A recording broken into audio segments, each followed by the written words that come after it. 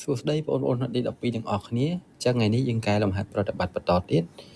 ប្រតិបត្តិក៏ឲ្យគេមាន limit កខកដែលសុទ្ធសឹងជា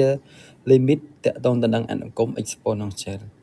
ចឹងយើងរំលឹកបន្តិចទៅទី1 limit x ខិតជិតបូកអនន្តនៃ e សេគុណ x ស្មើបូកអនន្ត limit x ខិតជិតដកអនន្តនៃ e សេគុណ x ស្មើ0ឬក៏ e សេគុណបូកអនន្តបានបូកអនន្ត e សេគុណដកអនន្តបាន0យើងគិតខ្លីៗងាយៗចឹងទៅចឹងយើងមើល limit អក្សរកអីក៏ចិត្តបូកអនន្តណាចឹង1អានេះបានបូកអនន្តដក1ចឹងអនន្តដក1នៅតែបូកអនន្តចឹង1លើអនន្តបានអីលេខលើអនន្តចេញ0ចឹងคลิกចម្លើយវាងាយណាដាក់ទៅក៏ limit ប៉ុណ្ណឹងស្មើ0ណាយើងបញ្ជាក់តិចទៅព្រោះ limit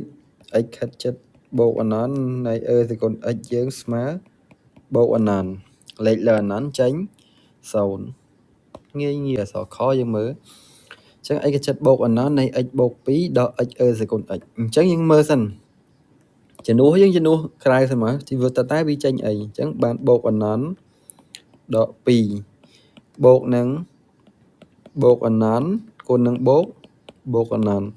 អញ្ចឹងបូកអនន្តដក2បាននេះគេបានបូកអនន្តអា2នេះចេញអីបានបូកអនន្តអញ្ចឹងបូកអនន្តបានបូកអនន្តអញ្ចឹងចម្លើយយើងគឺអីស្មើបូកអនន្តព្រោះ limit x ខិតជិតបូកអនន្តនៃអី x ស្មើបូកអនន្ត limit x ខិតជិតបូកអនន្តនៃ x e សេគុណ x ក៏ស្មើបូកអនន្តដែរបាទងាយមែនតើណាលំហាត់នេះ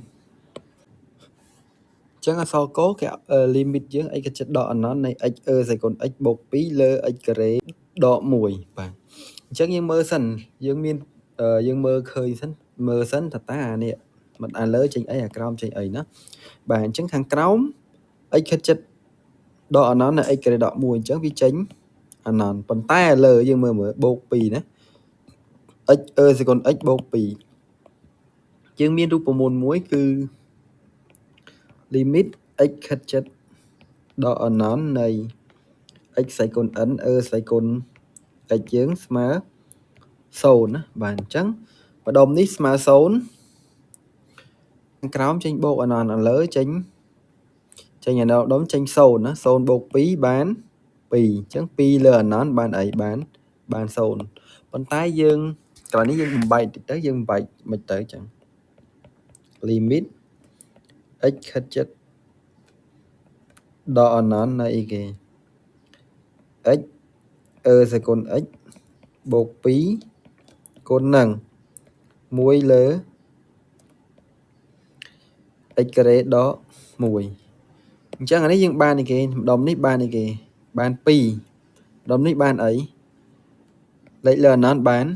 0ណាអញ្ចឹងបានអីគេដាក់ថាមកដាក់ស្មើគេយើងបបែកកន្លែងនេះ limit ជា2សិនអញ្ចឹងម្ដុំនេះស្មើ2ម្ដុំនេះស្មើ0 2គុណនឹង0បាន0អានេះម្ដុំនេះបាន2គុណនឹង0ស្មើ0ព្រោះអី limit x ខិតជិតដកអនន្តនៃ x e សេគុណ x ស្មើ0 limit x ខិតជិតដកអនន្តនៃ x ការ៉េស្មើ